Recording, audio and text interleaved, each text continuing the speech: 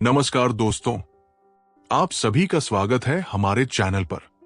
आज हम बात करने वाले हैं एक ऐसी प्राचीन सभ्यता की जो लगभग 5000 साल पहले मौजूद थी।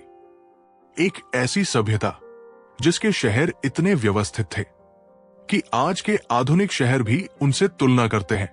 लेकिन सवाल यह है, इतनी विकसित सभ्यता अचानक गायब कैसे हो गई? यही है सिंधु घाटी सभ्यता की रहस्यमयी कहानी।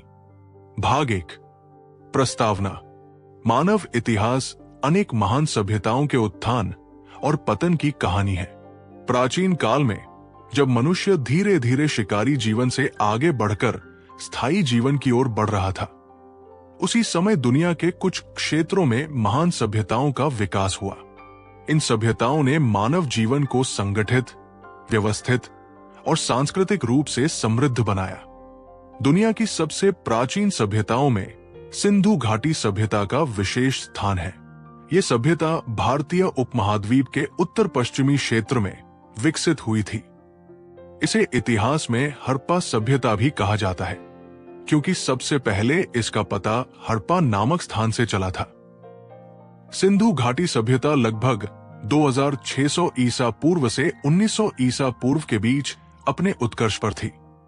ये सभ्यता उस समय की अन्य महान सभ्यताओं जैसे मिस्र सभ्यता और मेसोपोटामिया सभ्यता की समकालीन थी। सिंधु घाटी सभ्यता का सबसे बड़ा आकर्षण इसकी उन्नत नगर योजना, स्वच्छता व्यवस्था, व्यापार प्रणाली और सांस्कृतिक विकास था।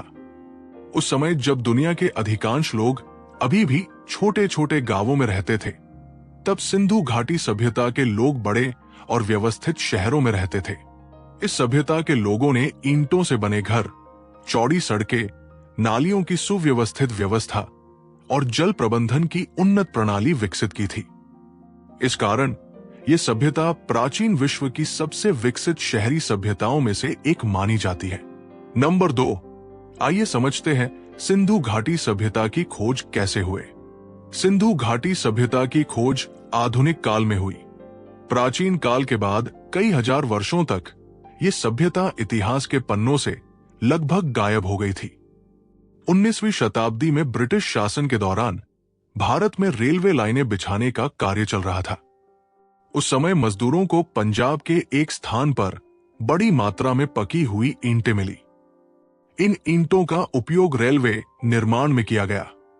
बाद में जब इतिहासकारों और पुरातत्वविदों ने इस स्थान का अध्ययन किया, तब उन्हें ये एहसास हुआ कि ये ईंटें किसी प्राचीन नगर के अवशेष हैं। सन 1921 में भारतीय पुरातत्व सर्वेक्षण विभाग के अधिकारी दयाराम साहनी ने पंजाब के हड़प्पा नामक स्थान पर खुदाई शुरू की। इस खुदाई में एक प्राचीन नगर के अवशेष मिले। इसके बाद 1922 में राखालदास बनर्जी ने सिंध क्षेत्र में स्थित मोहनजोदड़ो नामक स्थान पर खुदाई की। यहां भी एक अत्यंत विकसित नगर के अवशेष मिले। इन खोजों ने इतिहासकारों को आश्चर्यचकित कर दिया, क्योंकि ये सभ्यता लगभग 5000 वर्ष पुरानी थी और उस समय के लिए अत्यंत उन्नत मानी जाती थी। बाद में कई अन्य स्थानों पर भी खुदाई की गई, जिनमें प्रमुख है लोथल गुजरात, धौलावीरा गुजरात, कालीबंगन राजस्थान, राखीगढ़ी हरियाणा, बनवाली हरियाणा। इन सभी स्थानों से प्राप्त अवशेषों ने यह सिद्ध कर दिया कि सिंधु घाटी सभ्यता एक विशाल और विकसित सभ्यता थी। नंबर 3, भौगोलिक विस्तार। सिंधु घाटी सभ्यता का विस्तार बहुत बड़े क्षेत्र में फैला हुआ था। यह केवल सिंधु नदी तक सीमित नहीं थी, बल्कि कई अन्य नदियों के किनारे भी फैली हुई थी। यह सभ्यता मुख्य रूप से निम्न क्षेत्रों में फैली हुई थी: पाकिस्तान का सिंध और पंजाब क्षेत्र, भारत का पंजाब, हरियाणा और राजस्थान, गुजरात का कच्छ और सौराष्ट्र क्षेत्र, पश्चिमी उत्तर प्रदेश के कुछ भाग। इतिहासकारों के अनुसार इस सभ्यता का कुल विस्तार लगभग 13 लाख वर्ग किलोमीटर में फैला हुआ था। यह क्षेत्रफल उस समय की अन्य सभ्यताओं की तुलना में बहुत बड़ा था। इस सभ्यता के नगर मुख्य रूप से नदियों के किनारे बसे हुए थे। इसका कारण यह था कि नदियां कृषि, जल और व्यापार के लिए अत्यंत महत्वपूर्ण थी। सिंधु घाटी सभ्यता की प्रमुख नदियां थी सिंधु नदी, रावी नदी, सतलज नदी, चेनाब नदी, झेलम नदी, घग्गर हकरा नदी। इन नदियों के किनारे उपजाऊ भूमि थी जिससे कृषि करना आसान था। इसी कारण यहां बड़े बड़े नगर विकसित हुए। नंबर 4, सभ्यता का काल विभाजन। इतिहासकारों ने सिंधु घाटी सभ्यता को 3 चरणों में विभाजित किया है। नंबर 1, प्रारंभिक हड़प्पा काल 3300 से 2600 ईसा पूर्व। इस काल में छोटे छोटे गांव और बस्तियां विकसित हो रही थी। लोग धीरे धीरे कृषि और व्यापार की ओर बढ़ रहे थे। इस समय नगरों का विकास शुरू हुआ। नंबर 2, परिपक्व हड़प्पा काल 2600 से 1900 ईसा पूर्व। यह सिंधु घाटी सभ्यता का स्वर्ण काल था। इस समय बड़े बड़े नगर विकसित हुए और सभ्यता अपने चरम पर पहुंची। इस काल की प्रमुख विशेषताएं थी विकसित नगर योजना, व्यापार का विस्तार, कला और शिल्प का विकास, प्रशासनिक व्यवस्था। नंबर 3, उत्तर हड़प्पा काल 1900 से 1300 ईसा पूर्व। इस काल में धीरे धीरे सभ्यता का पतन शुरू हो गया। कई नगरों को छोड़ दिया गया और लोग छोटे छोटे गांवों में बसने लगे। नंबर 5, सिंधु घाटी सभ्यता की मुख्य विशेषताएं। सिंधु घाटी सभ्यता कई दृष्टियों से अत्यंत उन्नत थी। इसकी कुछ प्रमुख विशेषताएं थी। 1, उन्नत नगर योजना। सिंधु घाटी के नगर अत्यंत सुव्यवस्थित थे। सड़कें सीधी और चौड़ी थी तथा वे एक दूसरे को समकोण पर काटती थी। 2, स्वच्छता व्यवस्था। प्रत्येक घर में स्नानघर और जल निकासी की व्यवस्था थी। नालियां ढकी हुई होती थी और नियमित रूप से साफ की जाती थी। 3, मजबूत भवन निर्माण। घरों का निर्माण पकी हुई ईंटों से किया जाता था। कई घर 2 मंजिला भी थे। 4, व्यापारिक विकास। सिंधु घाटी सभ्यता के लोग दूर दूर तक व्यापार करते थे। उनका व्यापार मेसोपोटामिया तक फैला हुआ था। 5, कला और शिल्प। मिट्टी के बर्तन, आभूषण, मूर्तियां और मोहरें इस सभ्यता की कला का उत्कृष्ट उदाहरण है। सिंधु घाटी सभ्यता मानव इतिहास की सबसे महान और विकसित सभ्यताओं में से एक थी। इसकी खोज ने इतिहास की हमारी समझ को पूरी तरह बदल दिया। यह सभ्यता न केवल अपने समय की उन्नत शहरी सभ्यता थी, बल्कि इसने मानव समाज के विकास में महत्वपूर्ण योगदान भी दिया। भाग 2, प्रमुख नगर, नगर योजना, भवन निर्माण और जल व्यवस्था। नंबर 6, सिंधु घाटी सभ्यता के प्रमुख नगर। सिंधु घाटी सभ्यता की सबसे बड़ी विशेषता उसके विकसित और योजनाबद्ध नगर थे। यह सभ्यता केवल छोटे गांवों तक सीमित नहीं थी, बल्कि इसमें बड़े बड़े और सुव्यवस्थित शहर थे। इन शहरों की योजना इतनी उन्नत थी कि आज भी पुरातत्वविद और इतिहासकार इसे देखकर आश्चर्यचकित हो जाते हैं। सिंधु घाटी सभ्यता के कई प्रमुख नगर थे, जिनमें से कुछ सबसे महत्वपूर्ण नगर निम्नलिखित हैं। 1, हप्पा। हप्पा इस सभ्यता का पहला खोजा गया नगर था। यह नगर आज के पाकिस्तान के पंजाब प्रांत में रावी नदी के किनारे स्थित था। 1921 में पुरातत्वविद दयाराम साहनी ने यहां खुदाई शुरू की थी। खुदाई के दौरान यहां से कई महत्वपूर्ण अवशेष प्राप्त हुए, जिनसे पता चलता है कि यह नगर अत्यंत विकसित और संगठित था। हप्पा नगर मुख्य रूप से 2 भागों में विभाजित था। दुर्ग क्षेत्र, सिटडल, निचला नगर, लोअर टाउन। दुर्ग क्षेत्र ऊंचाई पर स्थित था और संभवतः प्रशासनिक तथा धार्मिक कार्यों के लिए उपयोग किया जाता था। निचले नगर में आम लोग रहते थे। हप्पा से एक विशाल अनाज भंडार, ग्रैनरी, मिला है। इससे यह अनुमान लगाया जाता है कि यहां कृषि उत्पादन बहुत अधिक था और अनाज को बड़े स्तर पर संग्रहित किया जाता था। 2, मोहनजोदड़ो। मोहनजोदड़ो सिंधु घाटी सभ्यता का सबसे प्रसिद्ध नगर था। इसका अर्थ है मृतकों का टीला। ये नगर पाकिस्तान के सिंध प्रांत में सिंधु नदी के किनारे स्थित था। इसकी खोज 1922 में राखालदास बनर्जी ने की थी। मोहनजोदड़ो अपनी उत्कृष्ट नगर योजना और जल निकासी प्रणाली के लिए प्रसिद्ध है। यहाँ की सड़कें एक दूसरे को समकोण पर काटती थी और पूरा शहर एक ग्रिड की तरह व्यवस्थित था। मोहनजोदड़ो की सबसे प्रसिद्ध संरचना है महान स्नानागार, ग्रेट बाथ। ये एक बड़ा जलाशय था जो पक्की ईंटों से बना हुआ था। माना जाता है कि इसका उपयोग धार्मिक अनुष्ठानों या सार्वजनिक स्नान के लिए किया जाता था। 3. लोथल। लोथल गुजरात में स्थित सिंधु घाटी सभ्यता का एक महत्वपूर्ण नगर था। यह नगर समुद्र के पास स्थित था और यहां से एक विशाल बंदरगाह, डॉकयार्ड, मिला है। यह दुनिया के सबसे प्राचीन बंदरगाहों में से एक माना जाता है। इससे पता चलता है कि सिंधु घाटी सभ्यता के लोग समुद्री व्यापार भी करते थे। लोथल में मनके, बीड्स बनाने का उद्योग भी बहुत प्रसिद्ध था। यहां से कई सुंदर आभूषण और मनके प्राप्त हुए हैं। 4. धौलावीरा। धौलावीरा गुजरात के कच्छ क्षेत्र में स्थित था। यह नगर अपनी अद्भुत जल प्रबंधन प्रणाली के लिए प्रसिद्ध था। यहां बड़े बड़े जलाशय बनाए गए थे जिनमें वर्षा का पानी संग्रहित किया जाता था।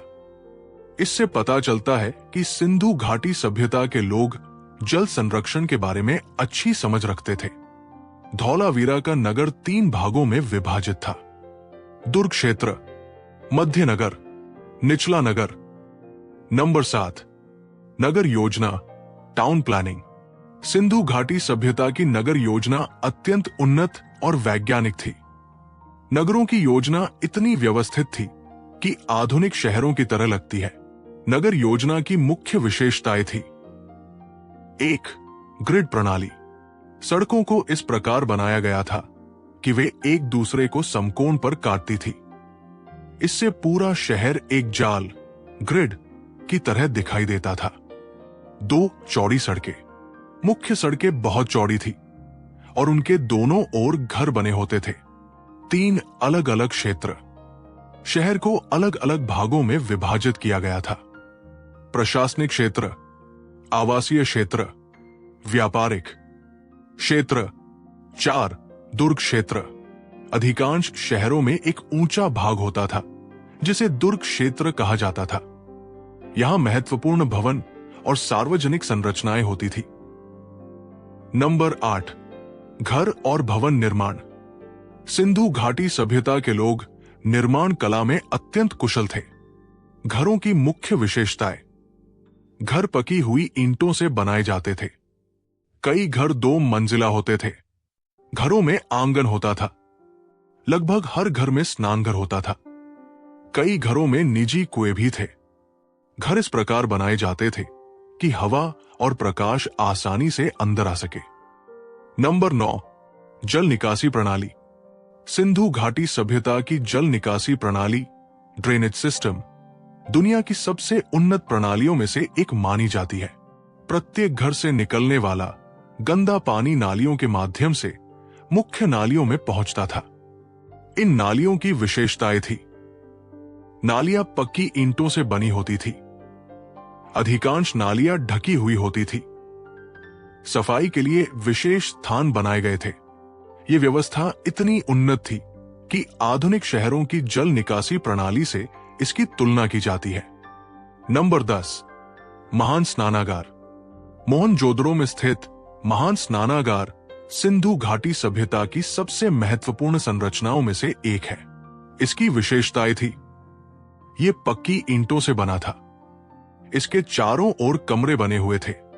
इसमें पानी भरने और निकालने की विशेष व्यवस्था थी। इतिहासकारों का मानना है कि इसका उपयोग धार्मिक स्नान या सार्वजनिक समारोहों के लिए किया जाता था। सिंधु घाटी सभ्यता के नगर अत्यंत उन्नत और सुव्यवस्थित थे। उनकी नगर योजना, भवन निर्माण और जल निकासी प्रणाली उस समय के लिए अद्भुत थी। यह स्पष्ट करता है कि उस समय के लोग विज्ञान, वास्तुकला और सामाजिक संगठन में बहुत आगे थे। भाग 3. कृषि व्यवस्था, व्यापार, उद्योग धंधे, सामाजिक जीवन, वस्त्राभूषण और कला। नंबर 11, कृषि व्यवस्था। सिंधु घाटी सभ्यता की अर्थव्यवस्था का मुख्य आधार कृषि था। उस समय के लोग खेती पर बहुत अधिक निर्भर थे। नदियों के किनारे स्थित उपजाऊ भूमि के कारण यहां खेती करना आसान था। सिंधु नदी और उसकी सहायक नदियां हर वर्ष बाढ़ लाती थी। इस बाढ़ के बाद भूमि पर उपजाऊ मिट्टी की नई परत जम जाती थी, जिससे खेती के लिए जमीन अत्यंत उपयुक्त बन जाती थी। सिंधु घाटी सभ्यता के लोग कई प्रकार की फसलें उगाते थे, जैसे गेहूं, जौ, चावल, कुछ क्षेत्रों में तिल, मटर, कपास। इतिहासकारों के अनुसार कपास की खेती का सबसे पहला प्रमाण सिंधु घाटी सभ्यता से ही मिलता है। इसी कारण भारत को प्राचीन काल से ही कपास उत्पादन के लिए जाना जाता है। खेती के लिए लोग हल और बैलों का उपयोग करते थे। राजस्थान के कालीबंगन नामक स्थल से हल से जोती गई भूमि के प्रमाण भी मिले हैं। इसके अलावा लोग पशुपालन भी करते थे। वे गाय, बैल, भैंस, भेड़ और बकरियां पालते थे। पशु खेती के कार्यों में भी उपयोगी होते थे। नंबर 12, व्यापार और आर्थिक जीवन। सिंधु घाटी सभ्यता के लोग व्यापार में भी बहुत उन्नत थे। व्यापार के कारण ही इस सभ्यता का आर्थिक जीवन मजबूत बना हुआ था। व्यापार दो प्रकार का होता था: आंतरिक व्यापार, विदेशी व्यापार। आंतरिक व्यापार। आंतरिक व्यापार का अर्थ है एक नगर से दूसरे नगर के बीच व्यापार। सिंधु घाटी सभ्यता के विभिन्न नगरों के बीच वस्तुओं का आदान प्रदान होता था। उदाहरण के लिए, एक स्थान से धातुएं, दूसरे स्थान से पत्थर, किसी अन्य स्थान से कृषि उत्पाद। इस प्रकार विभिन्न नगर एक दूसरे से जुड़े हुए थे। विदेशी व्यापार। सिंधु घाटी सभ्यता के लोग विदेशों से भी व्यापार करते थे। विशेष रूप से उनका व्यापार मेसोपोटामिया, वर्तमान इराक, से होता था। मेसोपोटामिया की खुदाई में सिंधु घाटी की मोहरें और वस्तुएं मिली हैं। इससे यह सिद्ध होता है कि दोनों सभ्यताओं के बीच व्यापारिक संबंध थे। व्यापार के लिए लोग माप और वजन की मानकीकृत प्रणाली का उपयोग करते थे।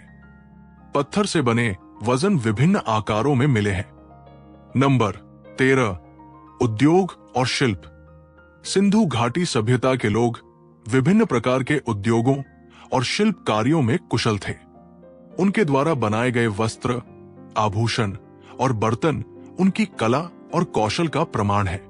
1, मिट्टी के बर्तन। मिट्टी के बर्तन इस सभ्यता की एक महत्वपूर्ण विशेषता थे। ये बर्तन लाल रंग के होते थे और उन पर काले रंग से सुंदर चित्र बनाए जाते थे। इन बर्तनों का उपयोग भोजन रखने, पानी संग्रहित करने और अन्य घरेलू कार्यों में किया जाता था। 2, आभूषण निर्माण। सिंधु घाटी सभ्यता के लोग आभूषण बनाने में बहुत कुशल थे। वे सोना, चांदी, तांबा और कीमती पत्थरों से सुंदर आभूषण बनाते थे। महिलाएं हार, कंगन, अंगूठी और झुमके पहनती थी। 3, मन के उद्योग। लोथल और चन्हुदड़ो जैसे स्थानों से मनके बनाने के कारखानों के प्रमाण मिले हैं। इन मनकों का उपयोग आभूषण बनाने में किया जाता था।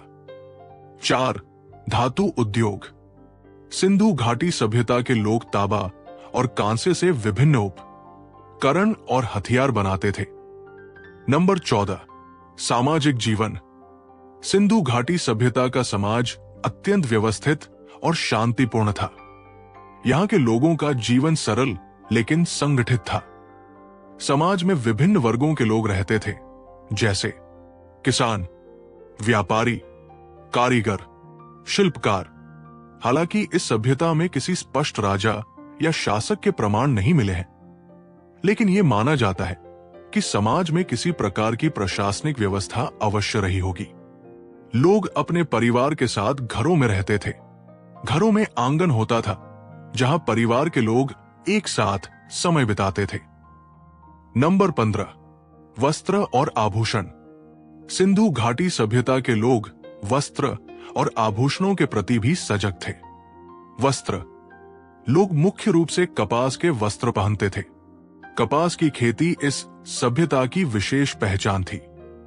पुरुष सामान्यतः कमर के चारों ओर वस्त्र लपेटते थे और ऊपर से शॉल जैसा कपड़ा ओढ़ते थे। महिलाएं भी कपास के सुंदर वस्त्र पहनती थी। आभूषण, महिलाएं और पुरुष दोनों आभूषण पहनते थे। आभूषण बनाने के लिए निम्न पदार्थों का उपयोग किया जाता था: सोना, चांदी, तांबा, कीमती पत्थर, शंख। खुदाई में कंगन, हार, अंगूठी और मोतियों की माला के कई उदाहरण मिले हैं। नंबर 16, कला और मूर्तिकला। सिंधु घाटी सभ्यता के लोग कला में भी अत्यंत कुशल थे। उनकी कला का प्रमाण विभिन्न मूर्तियों, मुहरों और चित्रों में मिलता है। 1, कांस्य की नृत्य करती हुई लड़की। मोहनजोदड़ो से प्राप्त कांस्य की नृत्य करती हुई लड़की की मूर्ति इस सभ्यता की सबसे प्रसिद्ध कलाकृति है। ये मूर्ति लगभग 11 सेंटीमीटर ऊंची है और इसमें एक लड़की को नृत्य की मुद्रा में दिखाया गया है। 2, पुजारी की मूर्ति। मोहनजोदड़ो से एक दाढ़ी वाले व्यक्ति की पत्थर की मूर्ति भी मिली है, जिसे पुजारी राजा, प्रीस्ट किंग कहा जाता है। 3, मुहरे। सिंधु घाटी सभ्यता की मुहरे बहुत प्रसिद्ध हैं। इन मुहरों पर जानवरों की आकृतियां और लिपि के चिन्ह बने होते थे। इन मुहरों का उपयोग व्यापार में किया जाता था। सिंधु घाटी सभ्यता का आर्थिक और सामाजिक जीवन अत्यंत उन्नत था। कृषि, व्यापार, उद्योग और कला के क्षेत्र में इस सभ्यता ने उल्लेखनीय प्रगति की थी।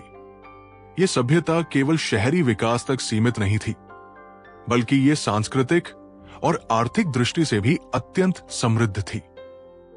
भाग 4, अंतिम भाग। धर्म, लिपि, प्रशासन, अन्य सभ्यताओं से संबंध, पतन और ऐतिहासिक महत्व। नंबर 17, धर्म और आस्था। सिंधु घाटी सभ्यता के लोगों के धर्म के बारे में पूरी जानकारी उपलब्ध नहीं है, क्योंकि उनकी लिपि अब तक पूरी तरह पढ़ी नहीं जा सकी है। फिर भी खुदाई में मिले अवशेषों से उनके धार्मिक विश्वासों के बारे में कुछ महत्वपूर्ण संकेत मिलते हैं। मातृदेवी की पूजा। खुदाई में मिट्टी की कई स्त्री मूर्तियां मिली है। इतिहासकारों का मानना है कि ये मातृदेवी, मदर गॉडेस की मूर्तियां हो सकती है। ये माना जाता है कि सिंधु घाटी सभ्यता के लोग उर्वरता और प्रकृति की देवी की पूजा करते थे। पशुपति की पूजा। कई मुहरों पर एक ऐसे व्यक्ति की आकृति मिली है जो योग मुद्रा में बैठा हुआ है और उसके चारों ओर पशु दिखाई देते हैं। कुछ विद्वान इसे पशुपति देवता मानते हैं, जिसे बाद में भगवान शिव के रूप से जोड़ा गया। वृक्ष पूजा। कुछ मुहरों और चित्रों में पीपल के पेड़ की पूजा के संकेत मिले हैं। इससे पता चलता है कि लोग पेड़ों को पवित्र मानते थे। पशु पूजा। सिंधु घाटी सभ्यता के लोग कई पशुओं को भी पवित्र मानते थे, जैसे बैल, हाथी, गैंडा, बाघ। इन पशुओं की आकृतियां कई मुहरों पर मिली हैं। 18, लिपि और भाषा। सिंधु घाटी सभ्यता की अपनी एक लिपि थी। ये लिपि मुख्य रूप से मुहरों, तांबे की तख्तियों और मिट्टी के बर्तनों पर लिखी हुई मिलती है। सिंधु लिपि की मुख्य विशेषताएं। इसमें लगभग 400 से अधिक चिन्ह पाए गए हैं। ये लिपि छोटी छोटी पंक्तियों में लिखी जाती थी।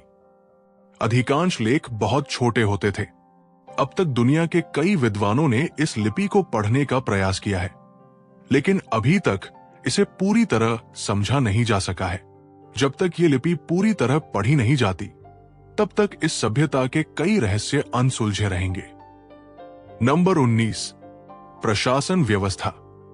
सिंधु घाटी सभ्यता की प्रशासनिक व्यवस्था के बारे में भी पूरी जानकारी उपलब्ध नहीं है, लेकिन नगरों की सुव्यवस्थित योजना और निर्माण को देखकर यह अनुमान लगाया जाता है कि यहां एक संगठित प्रशासनिक व्यवस्था अवश्य रही होगी। इतिहासकारों के अनुसार नगरों का निर्माण योजनाबद्ध तरीके से किया गया था। निर्माण कार्यों में एक समान माप की ईंटों का उपयोग किया गया। नालियों और सड़कों का निर्माण व्यवस्थित ढंग से किया गया। इन सभी बातों से यह संकेत मिलता है कि किसी प्रकार की नगर प्रशासन प्रणाली मौजूद रही होगी। नंबर 20, अन्य सभ्यताओं से संबंध। सिंधु घाटी सभ्यता का संबंध उस समय की अन्य सभ्यताओं से भी था, विशेष रूप से इसका व्यापारिक संबंध द मेसोपोटामिया सभ्यता से था। मेसोपोटामिया के अभिलेखों में एक स्थान का उल्लेख मिलता है जिसका नाम मेलुहा है। इतिहासकारों का मानना है कि यह स्थान सिंधु घाटी सभ्यता ही था। मेसोपोटामिया में मिली कुछ वस्तुएं, सिंधु घाटी की मुहरें, मनके, आभूषण, इनसे यह स्पष्ट होता है कि दोनों सभ्यताओं के बीच व्यापारिक संबंध थे। नंबर 21, सिंधु घाटी सभ्यता का पतन। लगभग 1900 ईसा पूर्व के आसपास सिंधु घाटी सभ्यता का पतन शुरू हो गया। इतिहासकारों ने इसके पतन के कई संभावित कारण बताए हैं। 1, नदियों का मार्ग बदलना। कुछ इतिहासकारों का मानना है कि सिंधु घाटी की कुछ नदियों ने अपना मार्ग बदल लिया था। इससे कृषि और जल की समस्या उत्पन्न हो गई। 2, जलवायु परिवर्तन। जलवायु में परिवर्तन होने से वर्षा कम होने लगी और भूमि की उर्वरता घटने लगी। 3, प्राकृतिक आपदाएं। कुछ विद्वानों के अनुसार बाढ़ और भूकंप जैसी प्राकृतिक आपदाओं ने भी इस सभ्यता को नुकसान पहुंचाया। 4, आर्थिक कमजोरी। व्यापार में गिरावट आने से आर्थिक स्थिति कमजोर हो गई। इन सभी कारणों के कारण धीरे धीरे लोग नगरों को छोड़कर छोटे छोटे गांवों में बसने लगे और ये महान सभ्यता समाप्त हो गई। नंबर 22, सिंधु घाटी सभ्यता का ऐतिहासिक महत्व। सिंधु घाटी सभ्यता का मानव इतिहास में अत्यंत महत्वपूर्ण स्थान है। इस सभ्यता का महत्व निम्न कारणों से है। 1, प्राचीन शहरी सभ्यता। ये दुनिया की सबसे प्राचीन शहरी सभ्यताओं में से एक थी। 2, उन्नत नगर योजना। इस सभ्यता की नगर योजना अत्यंत वैज्ञानिक और सुव्यवस्थित थी। 3, स्वच्छता व्यवस्था। जल निकासी और स्वच्छता की व्यवस्था उस समय के लिए अत्यंत उन्नत थी। 4, व्यापारिक विकास। सिंधु घाटी सभ्यता का व्यापार दूर दूर तक फैला हुआ था। 5, सांस्कृतिक योगदान। कला, शिल्प और वास्तुकला के क्षेत्र में इस सभ्यता ने महत्वपूर्ण योगदान दिया। सिंधु घाटी सभ्यता मानव इतिहास की सबसे महान और विकसित सभ्यताओं में से एक थी। इस सभ्यता ने नगर योजना, व्यापार, कृषि, कला और सामाजिक संगठन के क्षेत्र में अद्भुत प्रगति की थी। हालांकि ये सभ्यता हजारों वर्ष पहले समाप्त हो गई, लेकिन इसके अवशेष आज भी हमें प्राचीन मानव जीवन की झलक दिखाते हैं। सिंधु घाटी सभ्यता ये सिद्ध करती है कि प्राचीन काल में भी मनुष्य अत्यंत बुद्धिमान, संगठित और रचनात्मक था। आज भी इतिहासकार और पुरातत्वविद इस सभ्यता के रहस्यों को समझने का प्रयास कर रहे हैं। सिंधु घाटी सभ्यता हमें ये सिखाती है कि मानव सभ्यता हजारों साल पहले भी कितनी उन्नत थी, लेकिन इसके कई रहस्य आज भी अनसुलझे हैं। आप क्या सोचते हैं? इस सभ्यता के पतन का असली कारण क्या था? अपनी राय कमेंट में जरूर बताइए। अगर आपको ये कहानी पसंद आई हो तो वीडियो को लाइक करें और चैनल को सब्सक्राइब करें।